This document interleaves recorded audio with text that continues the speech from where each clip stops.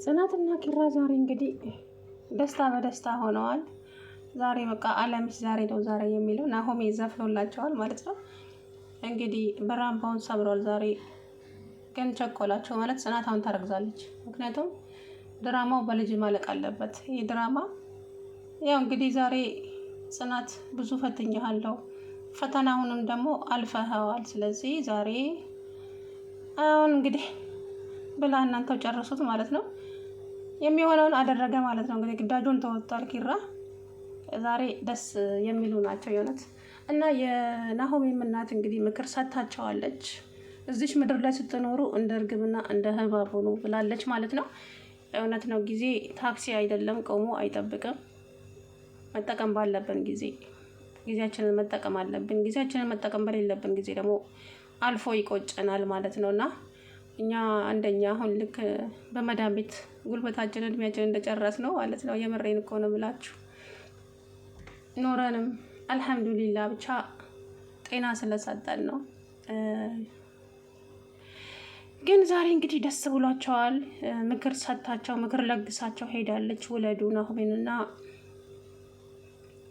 መራዊትን ውለዱ ብላለች። ለማሳደጉ እኔ ያለው ችግር የለውም እናንተ ብቻ ውለዱ። እንዴ ማሚ እኔ ገና አንድ ፍሬ ልጅ ነኝ አለ ናሆም። ኧረ እባክህ ዝም በል አለች።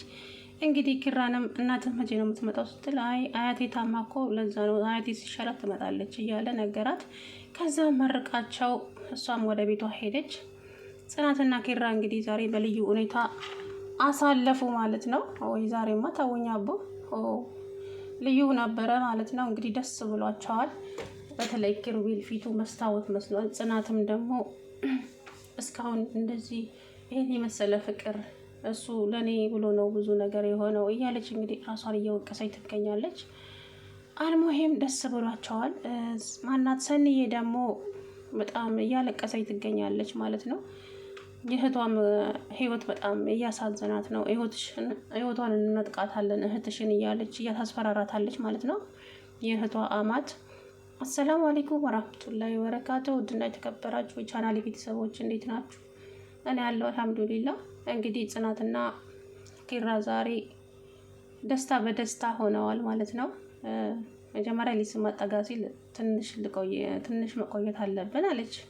እንደ መግደርደር ነገር አረጋት። ከዛ በኋላ ሀሳቧን ቀየረች። ሀሳቡን የማይቀይር የሞተ ሰው ብቻ ነው ብላ እንግዲህ ጽናት ወዲያውኑ ሀሳቧን ቀየረች ማለት ነው። ይሄ ብሬን እኮ ነው ብላችሁ እንግዲህ አይ በቃ ግን በጣም ነው የምትገርመኝ አለችው። ለምን ሲላት በቃ ለኔ ያለህ ክብርና የኔን ቃል ስለምታከብር ስለ እንዴ ግድ ነው እኮ ንጉስ የንግስቷን ቃል ማክበር አለበት እና አንቺ በፈቀድሽው ጊዜ ሁሉም ነገር ይሆናል ሲላት አዎ ዛሬም ቢሆን አለችው። አዎ አለ። ዛሬም ቢሆን ምንድን ያልሽው? ዛሬም ቢሆን አዎ የምርሽ ነው? አዎ እንግዲህ የምር ሆነ ማለት ነው። በጣም ደስ ብሎታል። ደስ ብሎትም እንግዲህ ለናሆሜ ሄዶ ነገረው ማለት ነው።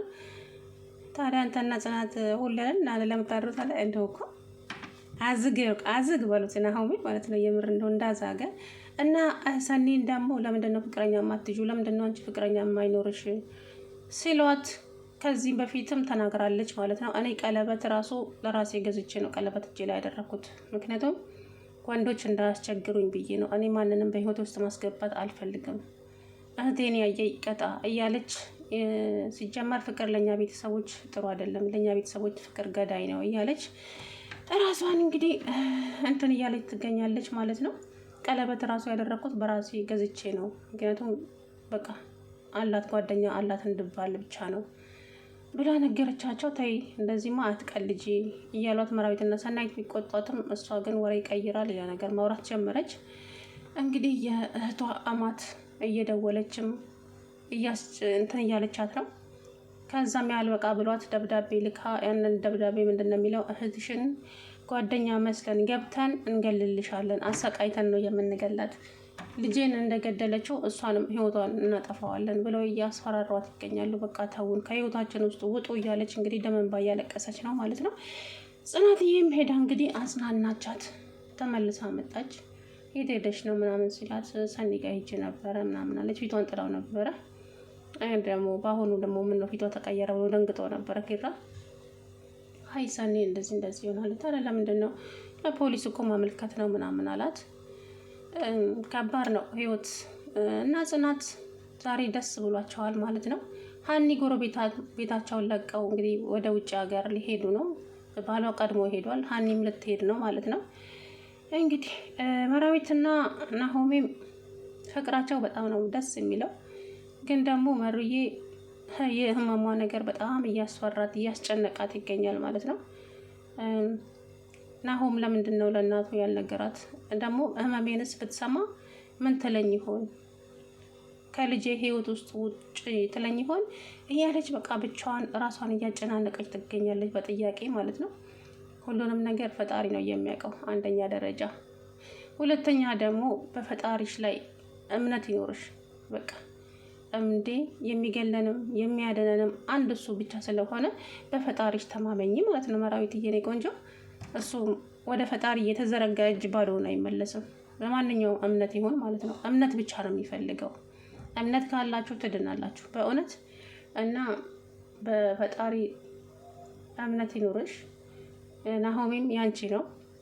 ገና ለገና እመሜን ሲሰማ ከልጄ ራቅ ትለኛለች እያልሽ ራስሽን አታጨናንቂ ማለት ነው መሩዬ። እና ጽናትና ኪራ እንግዲህ ፍቅር በፍቅር ሆነዋል። እንደዚህ ተቃቅፈው ፊልም ማየት ምናምን ነገር አፍላ ፍቅር አለች ሀኒዬ። እውነቷን እኮ ነው የምር። ብቻ ደስ ብሎኛል ማለቴ እንደዚህ ፍቅራቸው ስለተመለሰ። በጣም ብዙ ተሰቃይቶ ነበረ ኪሩቤል፣ በተለይ ኪሩቤል በጣም የተሰቃየው፣ ምክንያቱም በማያውቀው ነገር በጣም ተሰቃየ።